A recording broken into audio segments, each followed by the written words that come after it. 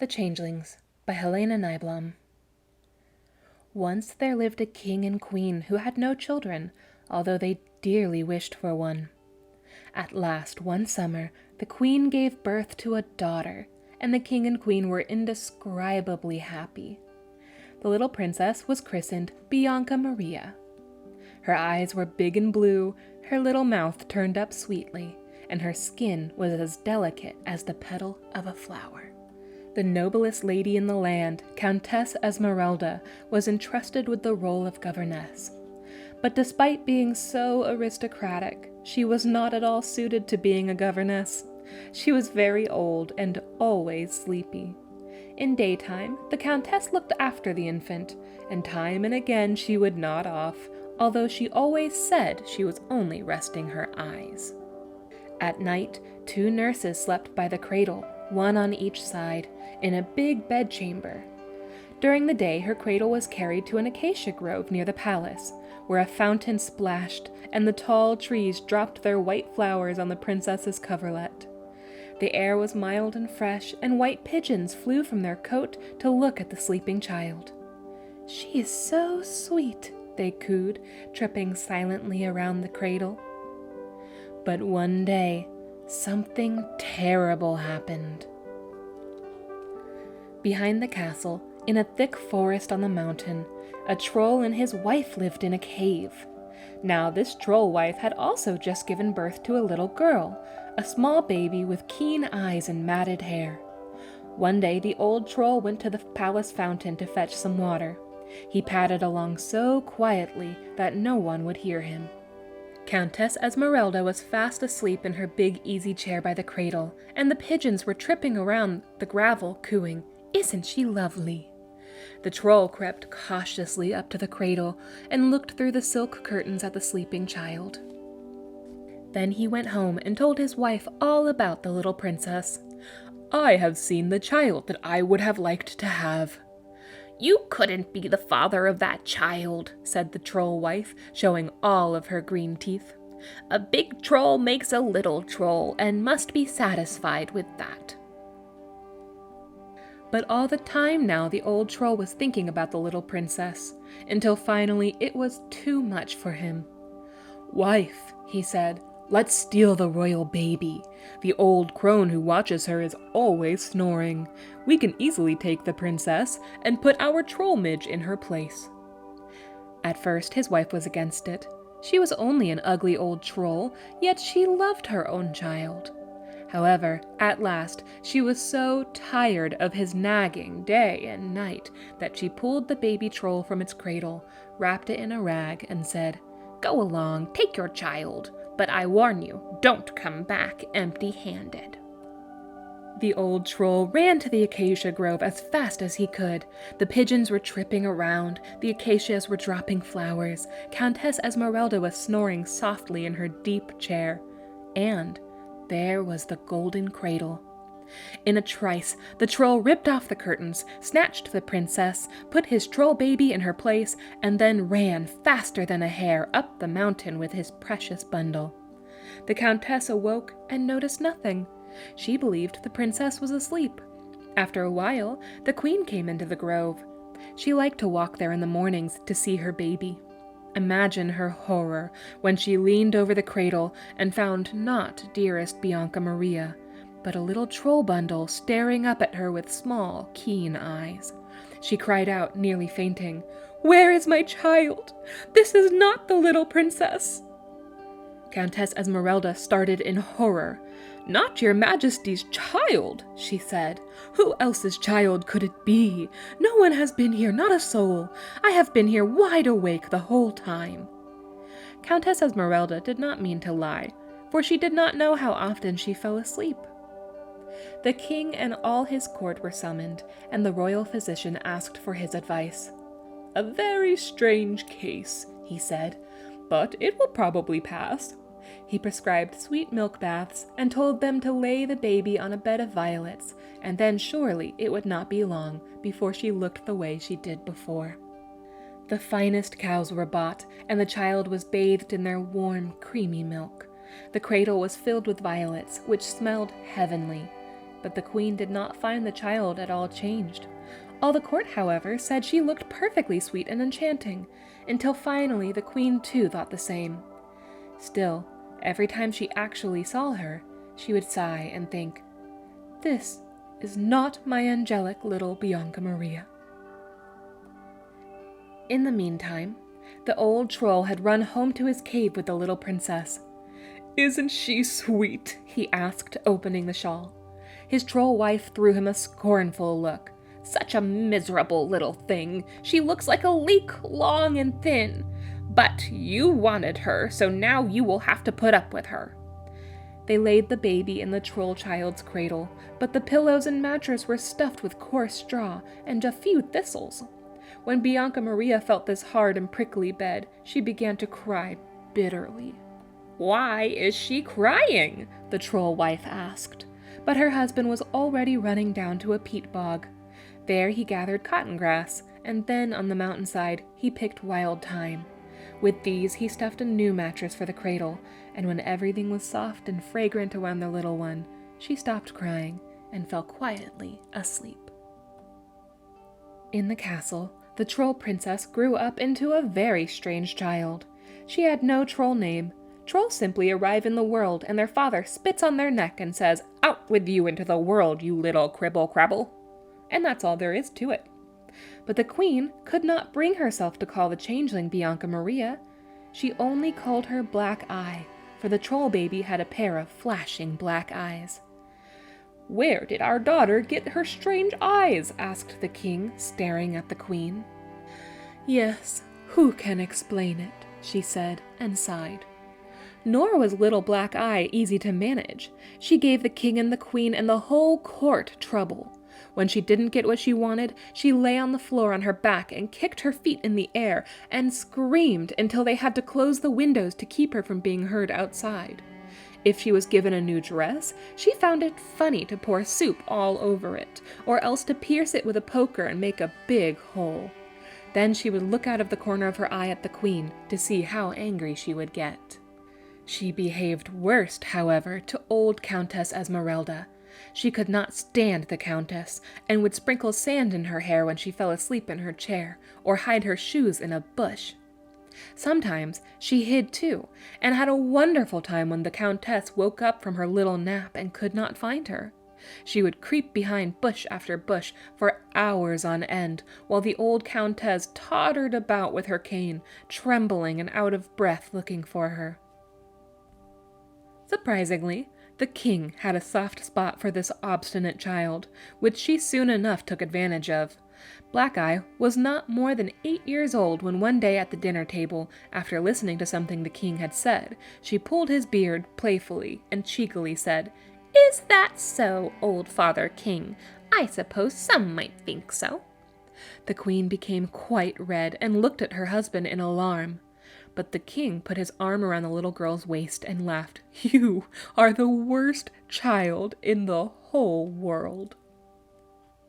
Among the trolls up in the mountain, Bianca Maria was also 8 years old. She was tall and thin for her age, and had long, soft yellow hair. She obeyed the trolls in everything, for she believed they were her parents, although she often felt in her heart that she did not love them as much as she should. To the old troll, she was still the very sweetest thing imaginable. When he talked with her, he would cock his head, kiss her finger, and squeak like a little rat. "Don't be silly, you ugly old scamp," his wife said, and smacked his hand hard.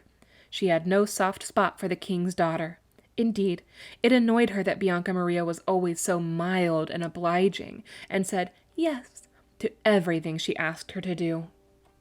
One day, the old troll wife called to the girl angrily, "Yes this and yes that. You always say yes. Can't you say no, you wretch?" But Bianca Maria did not mind. She went quietly about her work and said nothing in the face of scolding. Even as a little child, she was given work to do. She went on bare feet deep into the forest to a bubbling well to fetch water for the kitchen. Quick note, my cat is now sitting in my lap, and so there will be a slight purring underneath the next part.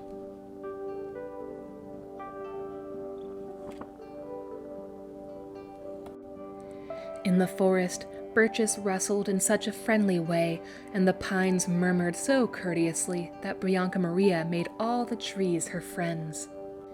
And how she loved all the forest animals. Little squirrels darted up with their tails in the air to stare at her. "Out so early," they said, sitting on their hind legs. "Do you by chance have any nuts or something good in your pocket?" And Bianca Maria had always brought nuts or acorns, which the squirrels ate from her hand. She knew every bird in the forest, and could have told you immediately if it was a chaffinch or a siskin chirping in the branches. She stood still and listened to the song of the thrushes and the quiet cooing of the wood pigeons. It was not only forest animals that Bianca Maria liked. She was also friendly to the big toads that waddled into the mountain cave. Even though they were wet and unpleasant to touch, Bianca Maria would pick them up carefully between her small fingers and whisper, "Poor thing, don't come in here, or they will kill you with a broomstick." And she would set the toads down in the grass. Bianca Maria did not even mind the rats. She saved grain in an old earthenware jug that she put on the floor behind her bed, and at night the rats came running and squeaked. One day, the old woman caught 2 wood pigeons. She killed them, plucked their feathers, and put them in a pot. Bianca wept, and the troll wife became very angry.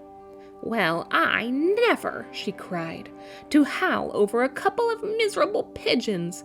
You will never be a big, daring troll, child. I cannot understand where you came from." Of course, the troll woman knew very well, but her husband had strictly forbidden her ever to let Bianca know she was the daughter of a king.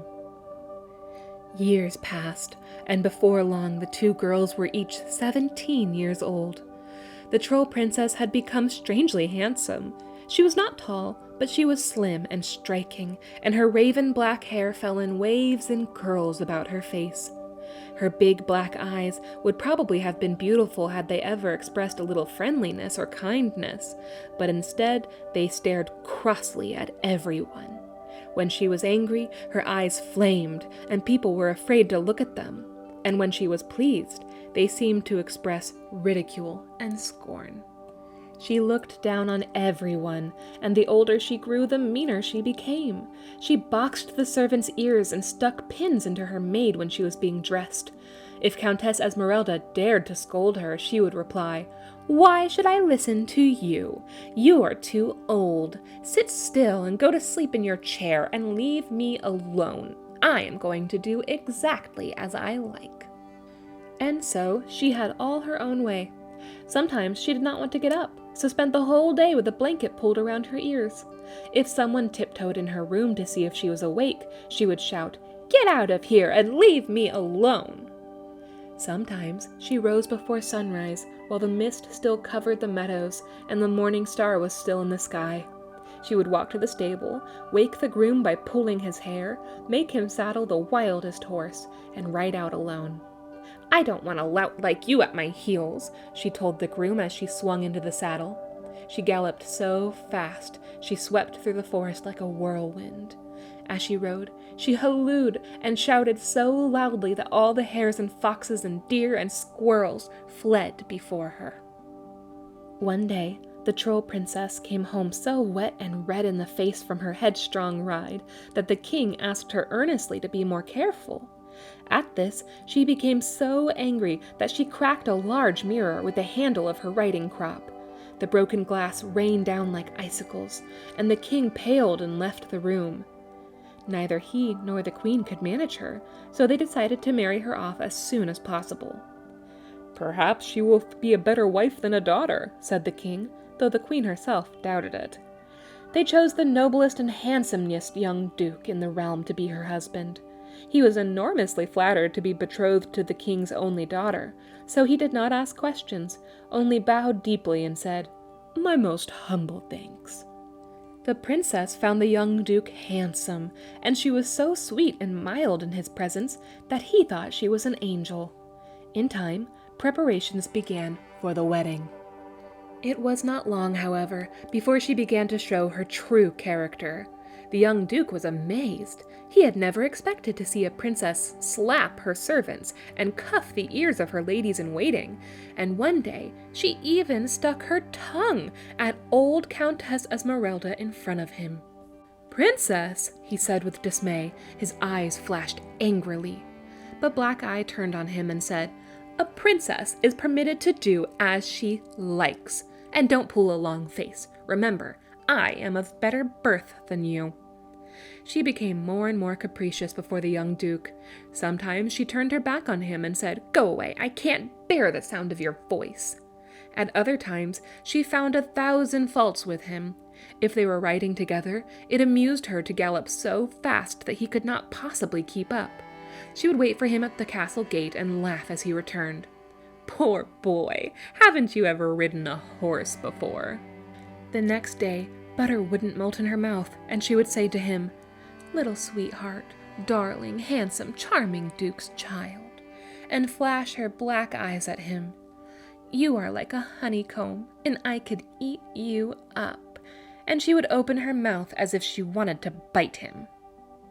The young duke became more and more nervous about his royal bride-to-be.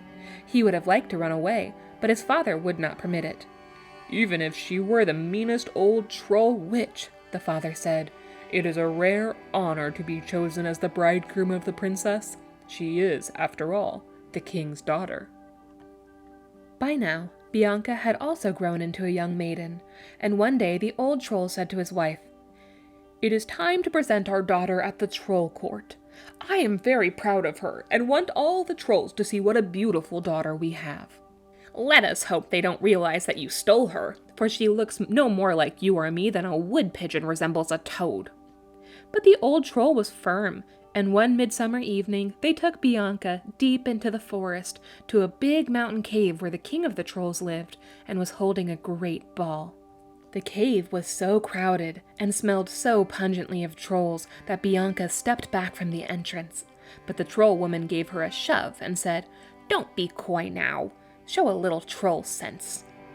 And so Bianca stepped into the hall.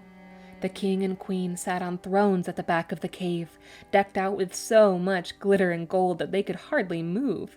The wizened old king was as strange as a wind-bent tree, and he had a long and magnificent tail decorated with gold tassels and precious stones.